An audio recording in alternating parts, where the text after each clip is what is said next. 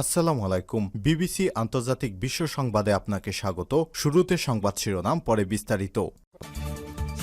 আবারও মধ্যপ্রাচ্যে ভয়াবহ তৃতীয় বিশ্বযুদ্ধ শুরু হয়েছে। দখলদার ইসরায়েলি বাহিনীকে কোনোভাবেই ছাড় দিচ্ছে না ইরানের ইসলামী বিপ্লবী গার্ড বাহিনীর সদস্যরা। মার্কিন যুক্তরাষ্ট্র এবং দখলদার ইসরায়েলি সেনারা চরমভাবে বিপর্যয়ের মুখে পড়েছে মধ্যপ্রাচ্যে। নতুন করে পাল্টা আক্রমণ চালাচ্ছে ইরান। আর এরই মাঝে আমাদের হাতে এসে পৌঁছেছে এই যুদ্ধের সর্বশেষ গুরুত্বপূর্ণ সবথেকে তাজা আপডেট সংবাদ আপনাদের জানিয়ে দিব।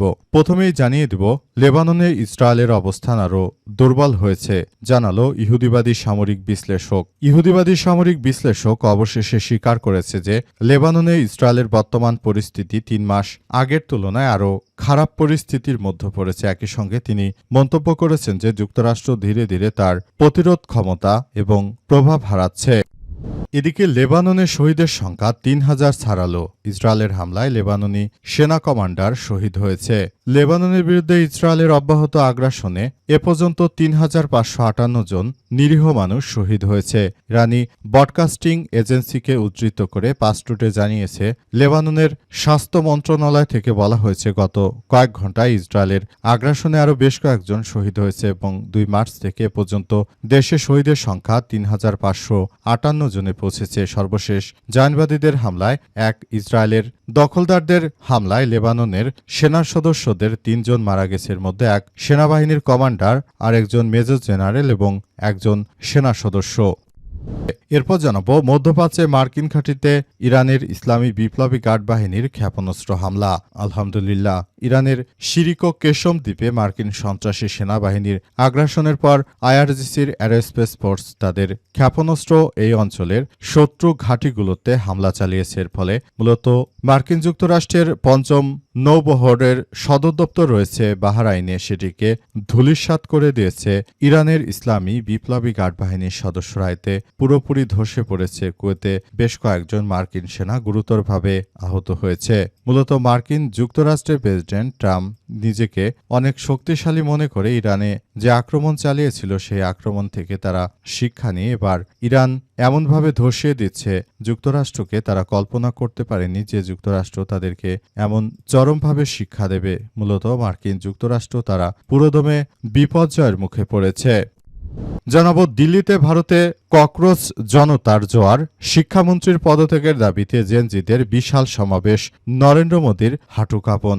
নিটসহ বিভিন্ন ভারতীয় পরীক্ষার প্রশ্নপত্র ফাঁস কেলেঙ্কারির ঘটনায় কেন্দ্রীয় শিক্ষামন্ত্রী ধর্মেন্দ্র প্রধানের পদত্যাগের দাবিতে ভারতের রাজধানী দিল্লির যন্তর মন্তরে বিশাল বিক্ষোভ সমাবেশ করছে ককরোচ জনতা পার্টি বা সিজেপি।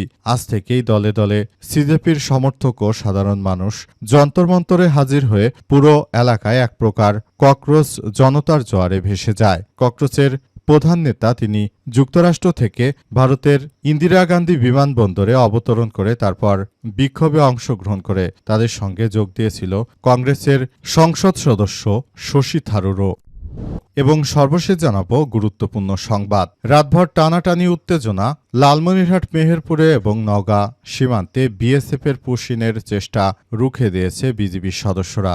বাংলাদেশের 3টি ভিন্ন সীমান্ত দিয়ে নারী, পুরুষ ও শিশুসহ মোট ৫৬ জনকে বাংলাদেশে পুশিনের জোরপূর্বক ঠেলে দেওয়ার চেষ্টা চালিয়ে ব্যর্থ হয়েছে ভারতীয় সীমান্তরক্ষী বাহিনী বিএসএফের সদস্যরা। বর্ডার গার্ড বাংলাদেশ, বিজিবি এবং স্থানীয় সীমান্তবাসীর যৌথ ও কঠোর প্রতিরোধের মুখে শেষ পর্যন্ত রাতের আধারে ভারতের সন্ত্রাসী বাহিনী বিএসএফের সদস্যরা, যারা বাংলাদেশের বুকে ভারতীয় নাগরিকদের ঠেলে দিয়েছিল, সেই নাগরিকদের ফেরত নিতে বাধ্য হয়েছে। পুরো সীমান্তবাসী এবং পাশাপাশি আমাদের বিজিবির সদস্যরা তারা সারা রাত ধরে কার্যক্রম চালিয়ে এই ভারতীয় সন্ত্রাসী বাহিনীর এই সন্ত্রাসী কর্মকাণ্ড রুখে দিয়েছে। মূলত ভারতীয় সন্ত্রাসীরা তারা সব সময় বাংলাদেশকে টার্গেট করে বাংলাদেশের বিরুদ্ধে তারা নানা রকম কার্যক্রম চালাচ্ছে। বিশেষ করে ভারতের পশ্চিমবঙ্গে নরেন্দ্র মোদীর দল, এই সন্ত্রাসী দল ক্ষমতা আসার পর থেকেই মূলত হিন্দুত্ববাদীরা বাংলাদেশের দিকে অনেক মানুষকে ঠেলে দেওয়ার চেষ্টা করছে। এই ঘটনায় বিজিবির সদস্যরা সহ সীমান্তবাসী অনেক বেশি সচেতন অবস্থায় রয়েছে। প্রিয় দর্শক, এতক্ষণ শুনছিলেন সংবাদ শিরোনাম, এবারে বিস্তারিত। তবে তার আগে বন্ধুরা অনুরোধ থাকবে, এই সংবাদটিতে একটি লাইক দিন। এই চ্যানেলে আপনি নতুন হয়ে থাকলে আমাদের সংবাদটি দেখতে দেখতে চ্যানেলটি সাবস্ক্রাইব করে রাখুন। কমেন্ট করে বন্ধুরা আপনার মূল্যবান মতামত জানিয়ে দিন আপনি বিশ্বের কোন দেশ থেকে বা বাংলাদেশের কোন স্থান থেকে আমাদের সংবাদটি দেখছেন এবং শুনছেন। আর বন্ধুরা সংবাদটি আপনার সোশ্যাল মিডিয়া ফেসবুকে শেয়ার করে বন্ধুদেরও দেখার সুযোগ করে দিন।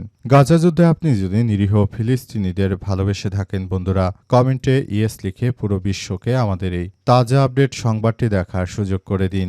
এবারে বিস্তারিত। মধ্যপ্রাচ্যে মার্কিন ঘাঁটিতে আইআরজিসির ক্ষেপণাস্ত্র হামলা। ইরানের শিরিক ও কেশম দ্বীপে মার্কিন সন্ত্রাসী সেনাবাহিনীর আগ্রাসনের পর আইআরজিসির অ্যারোস্পেস ফোর্স তাদের ক্ষেপণাস্ত্র দিয়ে অঞ্চলে শত্রু ঘাঁটিগুলোতে টার্গেট করে হামলা চালিয়েছে। আজ ইরানের ইসলামী বিপ্লবী গার্ড বাহিনীর সদস্যরা বিষয়টি নিশ্চিত করে জানিয়েছেন যে আমরা দখলদার ইসরায়েলি বাহিনী এবং মার্কিন যুক্তরাষ্ট্রের বিরুদ্ধে প্রতিশোধমূলক আক্রমণ করেছি। তিনি আরও জানান, আমরা মনে করি বর্তমান সময়ে ইরানের বিপ্লবী গার্ড বাহিনীর সদস্যরা তারা পুরোদমে প্রস্তুত এবং মার্কিন যুক্তরাষ্ট্র তারা যদি আমাদের পরীক্ষা নেওয়ার জন্য এই ধরনের আক্রমণগুলো অব্যাহত রাখে তাহলে তাদের বলতে চাই, তোমরা যতই এই সন্ত্রাসী কার্যক্রম চালাও না কেন তোমাদেরকে ধ্বংসস্তূপে পরিণত করার জন্য ইরানের বিপ্লবী গার্ড বাহিনীর সদস্যরা তারা পুরোপুরি প্রস্তুত রয়েছে।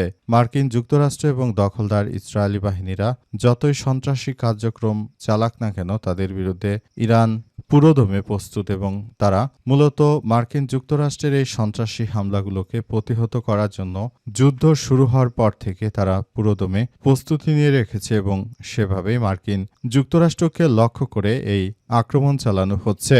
এর ফলে মার্কিন যুক্তরাষ্ট্র কিন্তু এখন পর্যন্ত আসলে কোনোভাবেই ইরানের বিরুদ্ধে কোনো কার্যক্রম গড়ে তুলতে পারেনি। মূলত মার্কিন যুক্তরাষ্ট্র তারা শুরু থেকে ইরানের বিরুদ্ধে সন্ত্রাসী হামলা চালালেও এখন পর্যন্ত কোনো সুবিধাজনক অবস্থানে তারা যেতে পারেনি। মূলত তারা একরকম নিজেদের বিপদ নিজেরাই ডেকে নিয়ে এসেছে। তাদের এই বিপজ্জনক পরিণতি তাদেরকে ভোগ করতে হবে বলে এমন তথ্যই জানিয়েছে ইরানের বিপ্লবী গার্ড বাহিনীর সদস্যরা। তারা মূলত মার্কিন যুক্তরাষ্ট্রের এই সন্ত্রাসী হামলাগুলোকে প্রতিহত করার মধ্য দিয়ে এগিয়ে যাচ্ছে এবং তারা আগামীতে সুন্দরভাবে তাদের রাষ্ট্রকাঠামো পরিচালনা করবে। সম্পূর্ণ ইমাম খোমেনির আদর্শে অনুপ্রাণিত হয়ে তারা রাষ্ট্রকাঠামো আবার নতুন করে সৃষ্টি করছে। তবে সেখানে জায়নবাদী দখলদারদের বিরুদ্ধে সবথেকে বড় আক্রমণ অব্যাহত রয়েছে।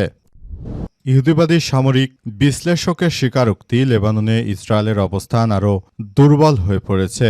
এক ইহুদিবাদী সামরিক বিশ্লেষণ স্বীকার করেছে যে লেবাননে ইসরায়েলের বর্তমান পরিস্থিতি 3 মাস আগের তুলনায় আরও খারাপ অবস্থানে রয়েছে। একই সঙ্গে তিনি মন্তব্য করেছেন যে যুক্তরাষ্ট্র ধীরে ধীরে তাদের প্রতিরোধ ক্ষমতার প্রভাব হারাচ্ছে।